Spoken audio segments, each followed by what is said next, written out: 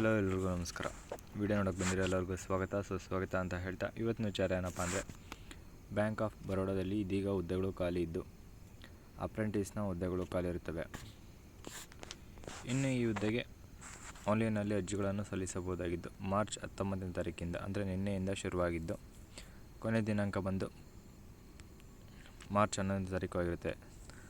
February 19ನೇ ತಾರೀಕಿಂದ ಪ್ರಾರಂಭವಾಗಿದ್ದು March 11ನೇ ತಾರೀಕು ಅರ್ಜಿಯನ್ನು ಸಲ್ಲಿಸಲು ಕೊನೆ ದಿನಾಂಕವಾಗಿರುತ್ತದೆ.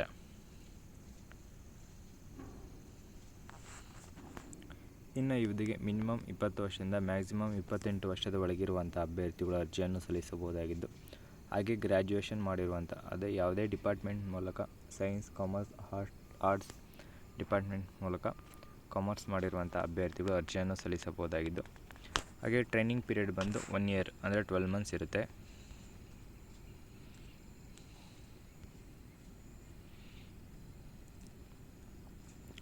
ಇನ್ನು ಈ ಹುದ್ದೆಗಳು ಆಂಧ್ರ ಪ್ರದೇಶನಲ್ಲಿ 59 ಹುದ್ದೆಗಳು, ಅಸ್ಸಾಂನಲ್ಲಿ 40 ಹುದ್ದೆಗಳು, ಬಿಹಾರ್ನಲ್ಲಿ 120 ಹುದ್ದೆಗಳು, ಚಂಡೀಗಢನಲ್ಲಿ 40 ಹುದ್ದೆಗಳು, ಛತ್ತೀಸ್ಗಢನಲ್ಲಿ 76 ಹುದ್ದೆಗಳು, ಹಾಗೆ ದಾದ್ರಾ ಆ್ಯಂಡ್ ನಾಗರ್ ಹವೇಲಿಯಲ್ಲಿ 7 ಹುದ್ದೆಗಳು, ದೆಹಲಿಯಲ್ಲಿ 172 ಹುದ್ದೆಗಳು, ಗೋವಾದಲ್ಲಿ 10 ಹುದ್ದೆಗಳು, ಗುಜರಾತ್ನಲ್ಲಿ 573 ಹುದ್ದೆಗಳು, ಹರಿಯಾಣದಲ್ಲಿ 71 ಹುದ್ದೆಗಳು, ಜಮ್ಮು ಕಾಶ್ಮೀರದಲ್ಲಿ 11 ಹುದ್ದೆಗಳು, ಜಾರ್ಖಂಡ್ನಲ್ಲಿ 30 ಹುದ್ದೆಗಳು, ಕರ್ನಾಟಕ, ಕೇರಳ, ಮಧ್ಯಪ್ರದೇಶ, ಮಹಾರಾಷ್ಟ್ರ, ಮಣಿಪುರ, ಮಿಜೋರಾಂ, ಒಡಿಶಾ, ಪಾಂಡಿಚೇರಿ, ಪಂಜಾಬ್, ರಾಜಸ್ಥಾನ್, ತಮಿಳುನಾಡು, ತೆಲಂಗಾಣ, ಉತ್ತರ ಪ್ರದೇಶ, ಉತ್ತರಾಖಂಡ್, ವೆಸ್ಟ್ ಬೆಂಗಾಲ್ನಲ್ಲಿ ಇಷ್ಟು ಸ್ಟೇಟ್ಗಳಲ್ಲಿ ಹುದ್ದೆಗಳು ಖಾಲಿ ಇದ್ದು ಒಟ್ಟು 4,000 ಹುದ್ದೆಗಳು ಖಾಲಿ ಇರ್ತವೆ. ಹಾಗೆ ಈ ಹುದ್ದೆಗೆ SC, ST, OBC, EWS, UR ಹಾಗೆ PW ಕ್ಯಾಟಗರಿಯಲ್ಲಿ OC, HI, VI, ID problems ಇರುವಂಥ ಅಭ್ಯರ್ಥಿಗಳು ಅರ್ಜಿಗಳನ್ನು ಸಲ್ಲಿಸಬಹುದಾಗಿರುತ್ತದೆ.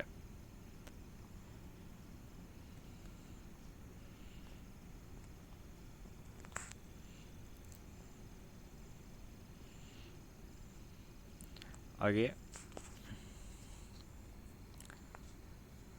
ಸ್ಟೇಟ್ ವೈಸ್ನಲ್ಲಿ 59 ಹುದ್ದೆಗಳು ಆಂಧ್ರ ಪ್ರದೇಶನಲ್ಲಿ ಖಾಲಿ ಇದ್ದು, ಡಿಸ್ಟಿಕ್ ವೈಸ್ನಲ್ಲಿ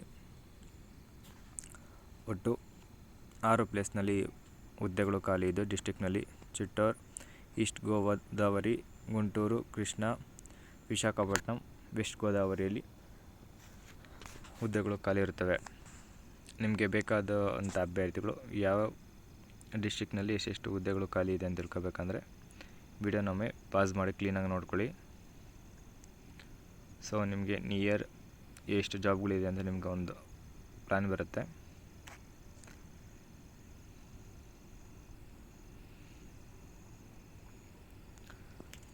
ಪ್ಲಸ್ ನಿಮಗೆ ಏಜ್ ಲಿಮಿಟ್ನಲ್ಲಿ ರಿಲ್ಯಾಕ್ಸೇಷನ್ ಕೂಡ ನೀಡ್ತಾ ಇದ್ದು, SC, ST ಕ್ಯಾಂಡಿಡೇಟ್ ಏನಾದರೂ ಆಗಿದ್ದರೆ 5 years age relaxation, OBC candidate ಏನಾದರೂ ಆದರೆ 3 years, PWBD ಕ್ಯಾಟಗರಿಗೆ UR ಅಥವಾ EWS ಕ್ಯಾಟಗರಿ ಏನಾದರೂ ಆದರೆ 10 ವರ್ಷ, ಮತ್ತು OBC ಕ್ಯಾಂಡಿಡೇಟ್ ಆದರೆ 13 ವರ್ಷ, SC, ST ಕ್ಯಾಂಡಿಡೇಟ್ ಆದರೆ 15 ವರ್ಷ ನಿಮಗೆ ಏಜ್ ರಿಲ್ಯಾಕ್ಸೇಷನ್ ಕೂಡ ಸಿಗ್ತಾ ಇದೆ.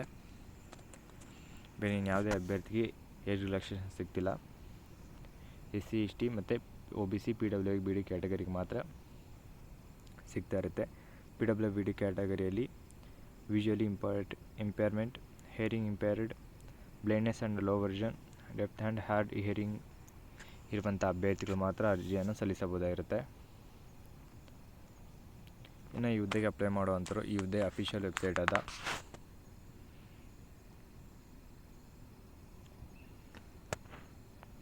nats.education.government.in ಈ ವೆಬ್ಸೈಟ್ಗೆ ಹೋಗಿ ಒಂದೇ ರಿಜಿಸ್ಟ್ರೇಷನ್ ಆಗಿ ಆಮೇಲೆ ಲಾಗಿನ್ ಆಗಿ ನೀವು ಅಪ್ಲೈ ಮಾಡ್ಬೋದಾಗಿರುತ್ತೆ.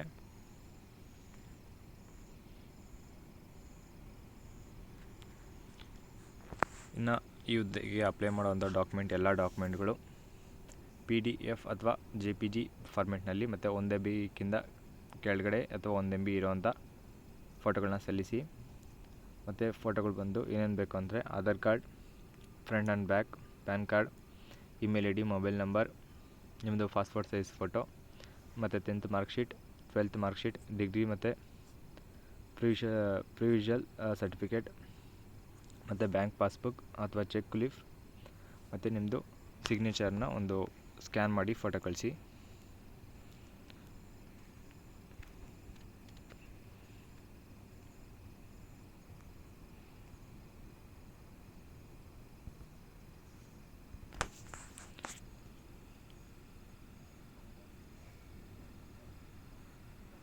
ಹಾಗೆ ಈ ಹುದ್ದೆಗೆ ಅಪ್ಲೈ ಮಾಡುವಂಥ ಅಭ್ಯರ್ಥಿಗಳು ಅಪ್ಲಿಕೇಶನ್ ಸಲ್ಲಿಸಿದಾದಮೇಲೆ ವಿತಿನ್ 48 ಅವರ್ಸಲ್ಲಿ ನೀವು ಎಕ್ಸಾಮಿನೇಷನ್ ಫೀಸ್ ಕೂಡ ಪೇ ಮಾಡಬೇಕಾಗಿರುತ್ತೆ.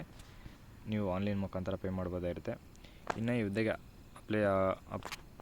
ಸೆಲೆಕ್ಷನ್ ಆಗಬೇಕಂದ್ರೆ ಒಟ್ಟು 3 ಸ್ಟೇಜಸ್ ಇದ್ದು, ಮೊದಲನೇದಾಗಿ ಆನ್ಲೈನ್ ಎಕ್ಸಾಮಿನೇಷನ್ ಇರುತ್ತೆ, ಎರಡನೇದಾಗಿ ಡಾಕ್ಯುಮೆಂಟ್ ವೆರಿಫಿಕೇಷನ್ ಇರುತ್ತೆ, test of local language of the state ಅಂದರೆ ಕರ್ನಾಟಕ ಇದ್ದರೆ ಕನ್ನಡ, ಆಂಧ್ರ ಪ್ರದೇಶ್ ಇದ್ದರೆ ತೆಲುಗು, ಹೀಗೆ ಲೋಕಲ್ ಲ್ಯಾಂಗ್ವೇಜ್ ನಿಮಗೆ ಬರಬೇಕಾಗಿರ್ತದೆ. ಇನ್ನು ಆನ್ಲೈನ್ ಎಕ್ಸಾಮಿನೇಷನ್ ಬಂದು ಟೋಟಲ್ 100 ಮಾರ್ಕ್ಸ್ಗೆ ಇದ್ದು 100 ಕ್ವಶನ್ಸ್ ಇರುತ್ತೆ. ನಿಮಗೆ ಯಾವ್ಯಾವ ಸಬ್ಜೆಕ್ಟಲ್ಲಿ ಇರುತ್ತೆ ಅಂತ ನೋಡೋದಾದರೆ ಜನರಲ್ ಅಥವಾ financial awareness, quantitative and reasoning, aptitude, computer knowledge ಮತ್ತು ಜನರಲ್ ಇಂಗ್ಲೀಷ್ನ ಬಗ್ಗೆ ಕ್ವಶನ್ಸ್ ಇರುತ್ತೆ. ನಿಮಗೆ ಟೋಟಲ್ 60 ನಿಮಿಷ ನಿಮಗೆ ಕಾಲಾವಕಾಶ ಇರುತ್ತೆ. ಕನ್ನಡ ಅಥವಾ ಹಿಂದಿ ಅಥವಾ ಹಿಂದಿ ಮೀಡಿಯಮಲ್ಲಿ ನೀವು ಎಕ್ಸಾಮ್ನ ಬರೀಬೋದಾಗಿರುತ್ತೆ.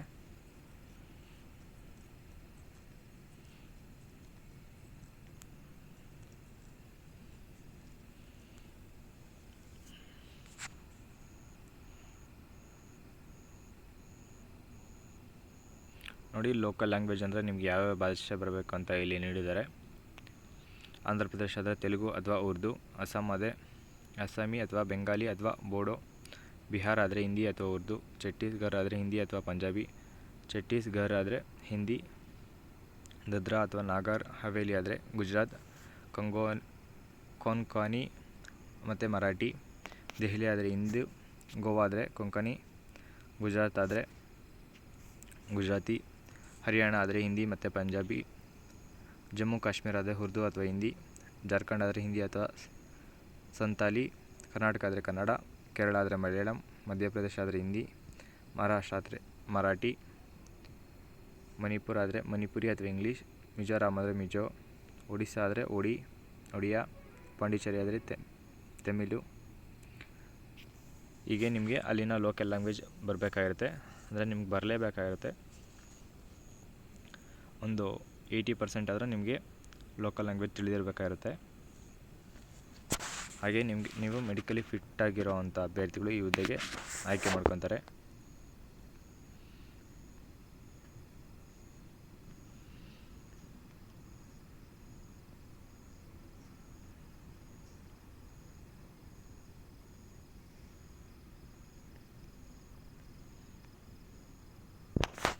ಇನ್ನು ಈ ಹುದ್ದೆಗೆ ನೀವೇನಾದರೂ ಆಯ್ಕೆ ಆದರೆ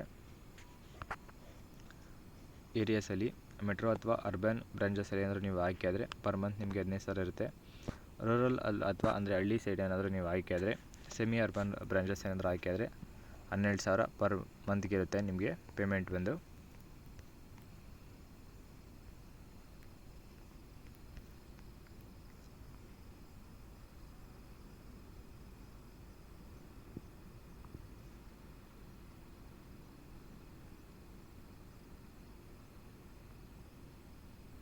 ಹಾಗೆ ಎಕ್ಸ್ ಸರ್ವಿಸ್ ಮ್ಯಾನ್ ಅಭ್ಯರ್ಥಿಗೆ ಯಾವುದೇ ರಿಸರ್ವೇಷನ್ ಇರೋದಿಲ್ಲ. ಅಪ್ಲೈ ಮಾಡ್ಬೋದಾಗಿರುತ್ತೆ, ಬಟ್ ರಿಸರ್ವೇಷನ್ ಏನಿರೋದಿಲ್ಲ. ಇನ್ನು ಅಪ್ಲಿಕೇಶನ್ ಫೀಸ್ ನೋಡೋದಾದರೆ PWD ಕ್ಯಾಟಗರಿಗೆ 400 ರೂಪಾಯಿ ಪ್ಲಸ್ GST ಇರುತ್ತೆ. SC/ST ಕ್ಯಾಂಡಿಡೇಟ್ಗೆ ಮತ್ತು ಫಿಮೇಲ್ ಕ್ಯಾಂಡಿಡೇಟ್ಗೆ 600 ರೂಪಾಯಿ ಪ್ಲಸ್ GST ಇರುತ್ತೆ. ಇನ್ನು ಉಳಿದ ಎಲ್ಲ ಅಭ್ಯರ್ಥಿಗೆ ಜನರಲ್, EWS, OBC ಕ್ಯಾಂಡಿಡೇಟ್ಗೆ ಆದರೆ 500 ರೂಪಾಯಿ ಪ್ಲಸ್ GST ಇರುತ್ತೆ. ನೀವು ಅಪ್ಲಿಕೇಶನ್ ಫೀಸ್ ಅಪ್ಲೈ ಮಾಡಿದಾದಮೇಲೆ ವಿತಿನ್ 48 ಅವರ್ಸಲ್ಲಿ ನೀವು ಅಪ್ಲಿಕೇಶನ್ ಫೀಸ್ ಕೂಡ ಪೇ ಮಾಡಬೇಕಾಗುತ್ತೆ. ಇಲ್ಲಾಂದರೆ ನಿಮ್ಮ ಅಪ್ಲಿಕೇಶನ್ಗಳು ರಿಜೆಕ್ಟ್ ಆಗೋವಂಥ ಸಾಧ್ಯತೆ ಇರುತ್ತೆ.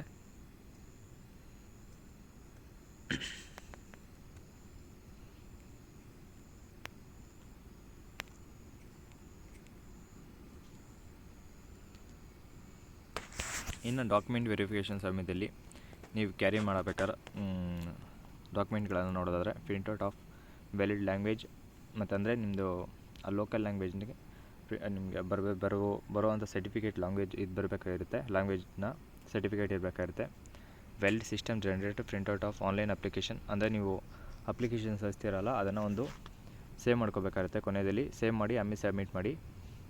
ಮತ್ತು ಡೇಟ್ ಆಫ್ ಬರ್ತ್ ಪ್ರೂಫ್ಗೋಸ್ಕರ 10th ಮಾರ್ಕ್ ಶೀಟ್, ನಿಮ್ಮದು ಫೋಟೋ ಪ್ರೂಫ್ಗೋಸ್ಕರ ಯಾವುದಾದ್ರೂ ಪ್ಯಾನ್ ಅಥವಾ ಆಧಾರ್ ಕಾರ್ಡ್, ಮತ್ತು ಗ್ರ್ಯಾಜುಯೇಷನ್ ಮುಗಿಸಿರೋ ಅಂಥದ್ದು ಮಾರ್ಕ್ ಶೀಟ್ಸ್ ಬೇಕಾಗಿರುತ್ತೆ. Cash holding trade and CSC HSC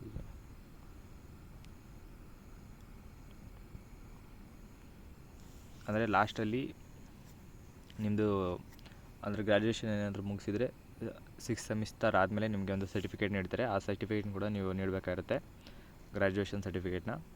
ಮತ್ತು ಕ್ಯಾಸ್ಟ್ ಸರ್ಟಿಫಿಕೇಟ್ ಕೂಡ ನೀಡಬೇಕಾಗಿರುತ್ತೆ SC/ST ಕ್ಯಾಂಡಿಡೇಟ್ಗಳಾದರೆ.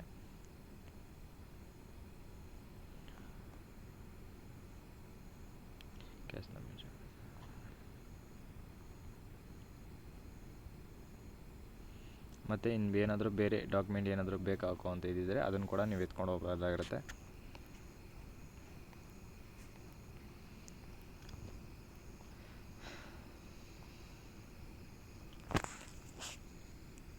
ಇನ್ನು ಇದು ಆನ್ಲೈನ್ ಅಪ್ಲಿಕೇಶನ್ ಫಾರ್ಮ್ ಇದಾಗಿದ್ದು, ಇನ್ನು ಅದರಲ್ಲಿ ಕ್ಯಾಸ್ಟ್ ಸರ್ಟಿಫಿಕೇಟ್ ಇದಾಗಿರುತ್ತೆ, ಫಿಲ್ ಮಾಡಿ ಸಬ್ಮಿಟ್ ಮಾಡ್ಬೋದಾಗಿರುತ್ತೆ ನೀವು ಡಾಕ್ಯುಮೆಂಟ್ ವೆರಿಫಿಕೇಷನ್ ಸಮಯದಲ್ಲಿ, ಅಥವಾ ನಿಮ್ಮದು ಅಪ್ಲೈ ಮಾಡಬೇಕಾದ್ರೆ. ಇನ್ನು ಈ ವಿಡಿಯೋದ ಬಗ್ಗೆ ಏನಾದರೂ ಡೌಟ್ ಇದ್ದರೆ ಕಮೆಂಟ್ ಮಾಡಿ. ಆದರೆ ಈ ವಿಡಿಯೋ ಇಷ್ಟ ಆದರೆ ಲೈಕ್ ಮಾಡಿ. ಹಾಗೆ ಕೆಲಸ ಹುಡುಕ್ತಾರಂಥ ನನ್ನ ಫ್ರೆಂಡ್ಸ್ಗೆ ಮತ್ತು ರಿಲೇಷನ್ಸ್ಗೆ ಈ ವಿಡಿಯೋನ ಶೇರ್ ಮಾಡಿ.